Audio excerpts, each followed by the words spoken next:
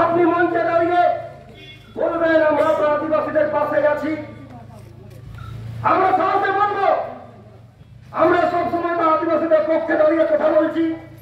আর সাধারণ ছাত্রছাত্রীরা, বেকার যুবক যুবতীরা, আদিবাসী মানুষেরা তাদের গণতান্ত্রিক দাবিটা আজকে দিতে আপনার দুয়ারে আসছে।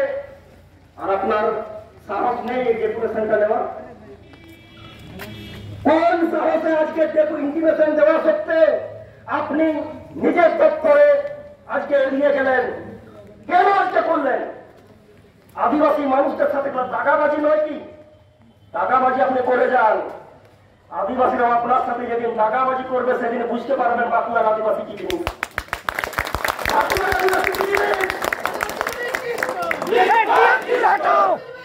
আমি বাঁকুড়ার অত্যন্ত সম্মানীয়, আমি বাঁকুড়ার অত্যন্ত সম্মানীয় বাঁকুড়ার সম্মানীয় পুলিশ প্রশাসনের কাছে করজোড়ে নিবেদন করবো। হ্যাঁ, করজোড়ে নিবেদন করবো। আমি করজোড়ে নিবেদন করেছি এতদিন। আপনারা ডেপুটেশনটাকে গণতান্ত্রিক রাখবেন কি রাখবেন না আপনারা ঠিক করবেন।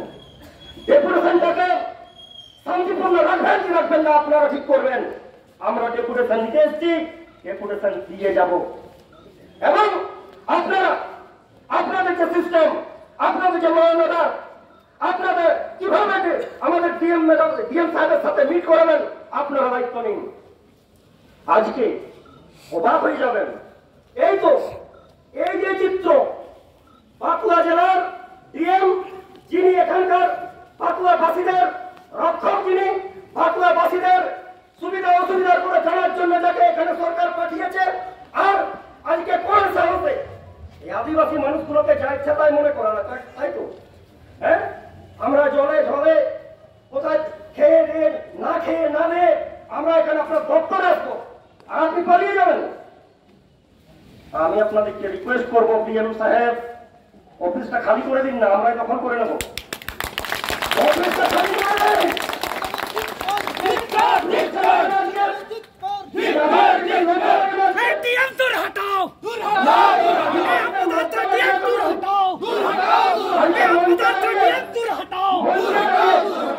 মঞ্চে দাঁড়িয়ে বড় বড় কথা বলবেন আদিবাসীদের পক্ষে আছি।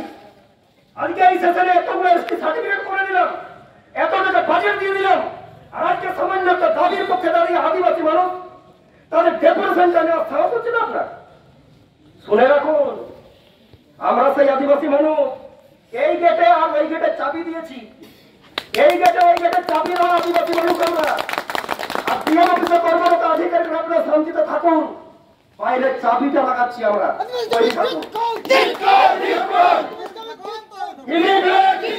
ডিএম সাহেব আমাদের ডেপুটেশন নেবেন কে নেবেন না ঠিক করুন, নাহলে এই গেটে আমি চাবি লাগাতে বাধ্য।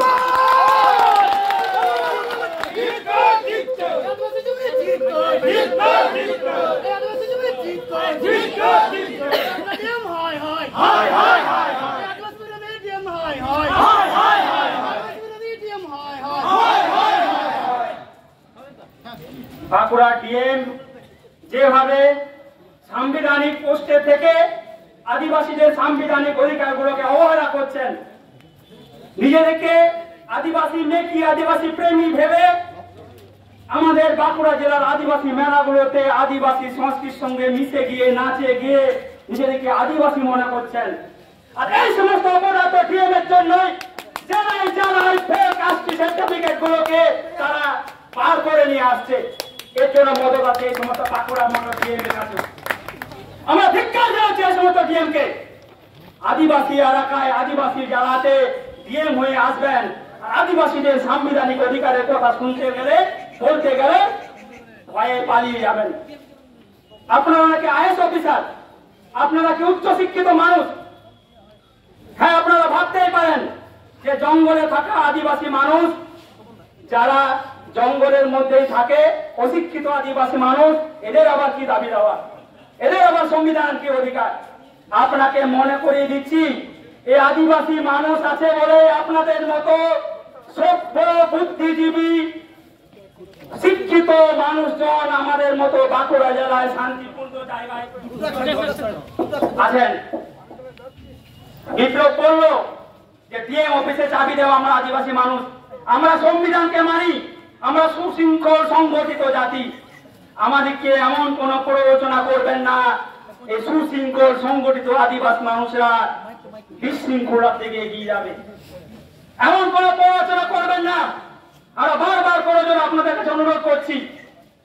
এখানকার পুলিশ আধিকারিকগণ আছেন, আপনার ডিএম সাহেবের কাছে খবর দিন যে আদিবাসী মানুষরা তাদের সংবিধানের অধিকারের কথা বলতে এসছে, তাদের দাবি দাওয়া নিয়ে বলতে এসছে।